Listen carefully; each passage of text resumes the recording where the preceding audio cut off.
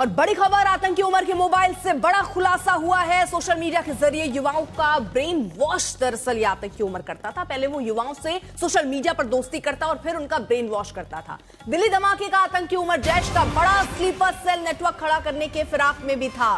तो बड़ी जानकारी अब जैसे जैसे जांच चल रही है सामने आ रही है। आतंकी डॉक्टर उमर के मोबाइल से कई बड़े खुलासे हुए हैं और उस खुलासे में यह भी सामने आया कि दिल्ली धमाके का यह आतंकी उमर जैश का बड़ा स्लीपर सेल नेटवर्क खड़ा करने के फिराक में था।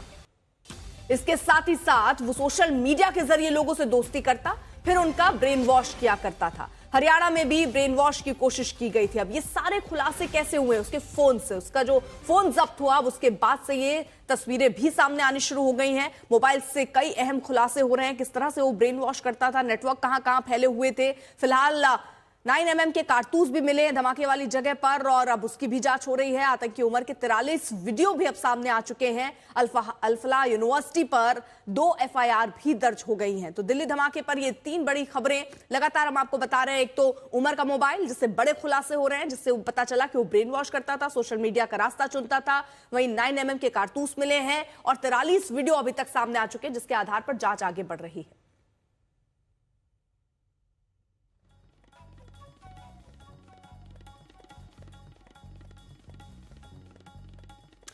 तो दिल्ली में धमाके से पहले आतंकी डॉक्टर उमर ने आधी दिल्ली का चक्कर लगाया। दिल्ली के VVIP इलाके में वो लगातार घूमता रहा।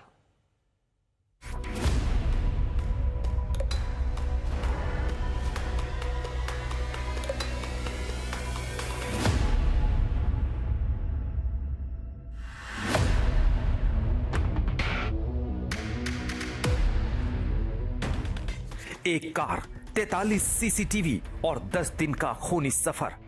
यूनिवर्सिटी पार्किंग से एक्सप्रेसवे तक हर फुटेज बता रहा है कैसे कार चलती फिरती बम मशीन में बदल गई।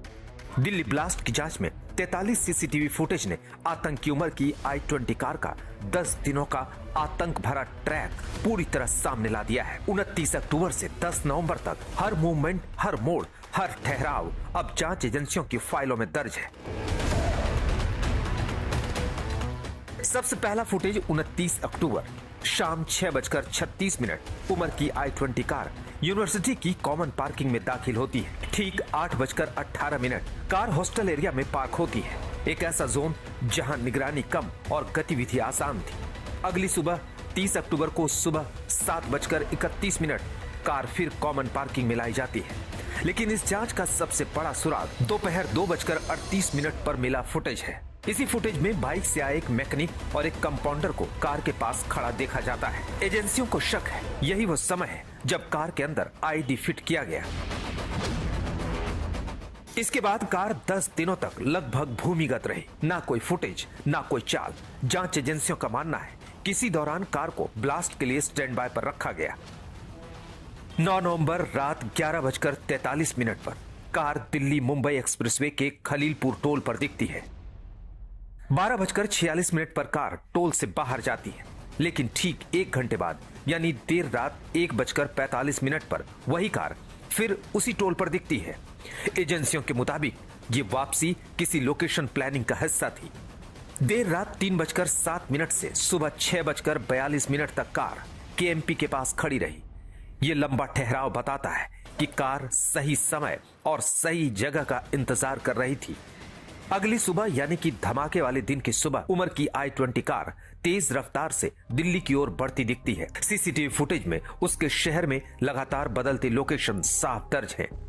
बदरपुर में एंट्री करती है। इसके कुछ ही मिनट बाद 8:31 पर आश्रम, 8:35 पर DND और फिर 8:29 पर मयूर विहार में गाड़ी ट्रैक होती है। इसके बाद 8:58 पर कार दोबारा आश्रम चौक लौटती है। लगभग 20 मिनट बाद 9:17 पर निजामुद्दीन और 9:22 पर इंडिया गेट के पास इसकी मौजूदगी दर्ज की गई। कार का मूवमेंट यही नहीं रुकता।